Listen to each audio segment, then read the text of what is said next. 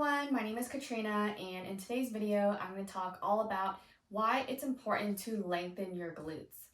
So many people that come to see me come with lower back pain, sacroiliac joint pain, or just having a lot of tension in their butt, whether they've had piriformis syndrome or just having a lot of tension in their glutes or lower back, having lower back spasms.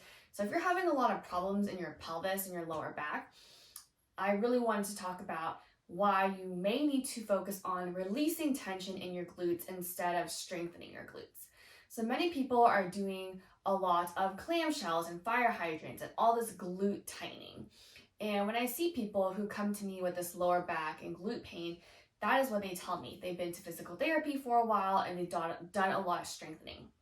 Now, strengthening isn't necessarily bad. We want to make sure is that making the problem worse? Like, is the glute strength a problem? So in this video, I wanted to particularly talk about the importance of lengthening your glutes and why you need good length in your glutes to have strong glutes. So muscles don't function well when they are tight. Tight muscles mean that the muscles are in a shortened position and they're not going to be able to fire or generate enough force because they're in this tight, tense position, which is why it's really important to be able to have nice length in your glutes so that it can generate more tension, generate more force, and give you more stability and force production. So that's really the underlying reason. Again, muscles don't function in a tense, contracted position. You want muscles to function throughout their entire range of motion. So we don't want our glutes, again, to be this tight muscle that doesn't optimally function, because if that's the case, you're going to constantly be dealing with your lower back pain, your glute pain, your sciatica is going to come back. You're going to feel like your SI joint is locked up and that it constantly needs to be released. So in this next part of the video, I'm going to give you some quick tips and exercises on ways you can lengthen your glutes. Now, there are different types of glute muscles. The glutes that tend to be tight are what we call our hip external rotators. The hip external rotators rotate our hip outwards. Our hip internal rotators rotate our hip rotating in. So oftentimes people with a lot of butt tension have too much tension in their deep hip external rotators. And we need to lengthen the external rotators so that there is less clenching back there. So again, like I said in this next part of the video, I'm going to go over a few exercises that you can do to help lengthen your glutes. So the first one is using a Franklin ball. So you're going to use this Franklin ball, which is a nice, squishy, soft ball, to help release your glutes. You're simply going to sit on this ball right here, and you are going to massage that ball along your glutes. Now again, this is going to be a really brief video on how to do these exercises. So if you want more details, you can ask more questions below. So all I'm doing is I'm just massaging my butt along that Franklin ball and just playing around with it. You don't have to be so specific about, like, am I getting the right spot? Or like, you really just want to find like what area is tight, going side to side. You can go up and down and just really getting in there. Now, I love doing self-releases with a massage ball, especially the Franklin ball, because it's soft and squishy. And all you're really doing is you're hydrating those muscles. You're creating more suppleness in those tissues. You're decreasing tension in them. And if you use a harder ball like a lacrosse or tennis ball, you may actually tense up, which is not what you want to do.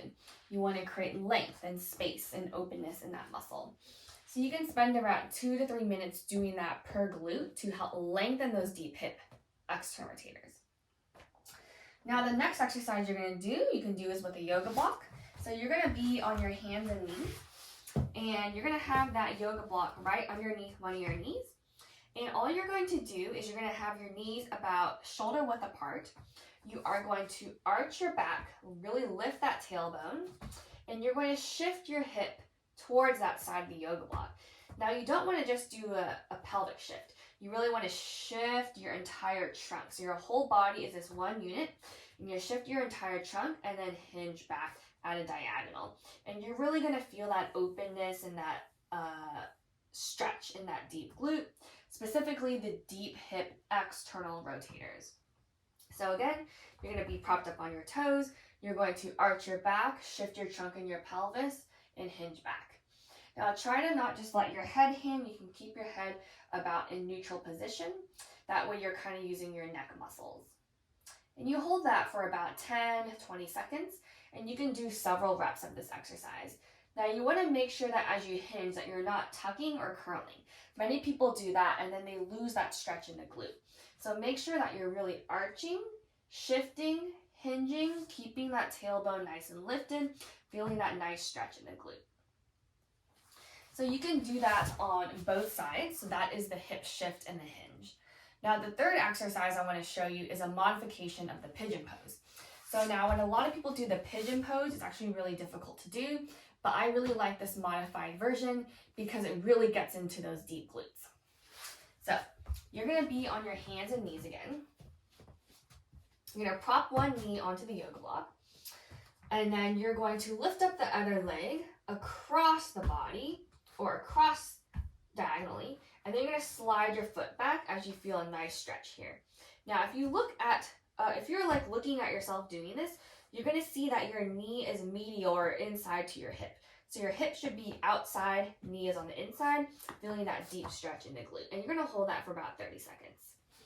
Now I'm just going to do the other side. So I'm going to, again, prop my knee on the yoga block.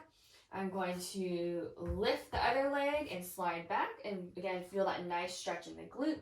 And again, holding that for about 30 seconds.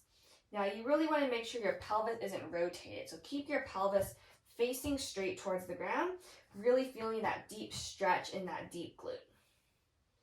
And again, holding that for about 30 seconds to a minute. Try to keep your head neutral, don't let it fall, which I have an easy tendency to do. Great. So those are 3 stretches or little exercises that you can do to help release tension in your deep glutes. So if you've been struggling with lower back pain, butt pain, sacroiliac joint pain, pelvic pain, tailbone pain, any of those, these are all really helpful exercises to release tension in your glutes and create space.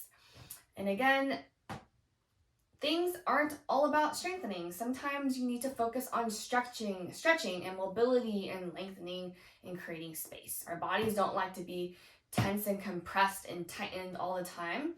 And while strength training is important, there's also a time and place for other things like mobility, lengthening, and stretching. So I hope this video was helpful. Please leave any comments below if you have any questions, and I'd love to answer them.